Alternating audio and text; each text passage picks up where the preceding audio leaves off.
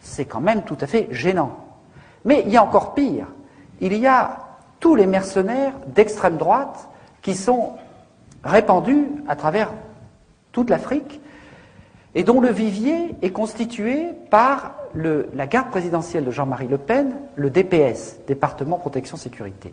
Il y a 1700 hommes là-dedans, anciens gendarmes, anciens militaires, anciens policiers. Toutes les sociétés de mercenaires françaises recrutent parmi ces 1700 hommes. Il y a au moins une quinzaine de sociétés de mercenaires, et quand nous sommes plaints de la présence de ces mercenaires au Congo-Brazzaville, au ministère des Affaires étrangères, on nous a dit, mais il faut respecter la liberté du commerce. Alors, ces sociétés, pour voir un peu de quoi il s'agit, il faut que je vous raconte très brièvement l'histoire de Bernard Courcelles. Bernard Courcelles est un officier du plus secret des services de renseignement français, qui s'appelle la sécurité militaire ou la DPSD. La DPSD est chargée entre autres du contrôle des trafics d'armes et des mercenaires. En 1980, il démarre sa carrière avec un certain Bruno Gollnisch, qui a fait une autre carrière par la suite.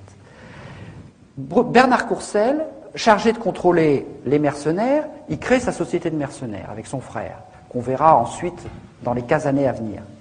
Ensuite, il est chargé de la sécurité de l'entreprise Lucher, qui fournit des armes à l'Irak et à l'Iran pendant toute la guerre des années 80. Car la stratégie occidentale, c'était que la guerre dure le plus longtemps possible. Ensuite, je passe quelques épisodes, en 1990, il devient en quelque sorte le garde du corps de Madame Mitterrand-Bis, Anne Pajot. Madame Mitterrand-Bis était conservatrice du musée d'Orsay, et pas du Quai d'Orsay, pardon. Et Monsieur Bernard Courcelles a été chargé de la sécurité du musée d'Orsay.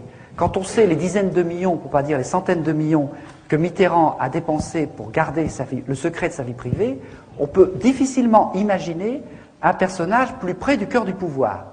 Or, sans transition, en 1994, M. Bernard Courcelles est nommé directeur de la garde présidentielle de Jean-Marie Le Pen. Il passe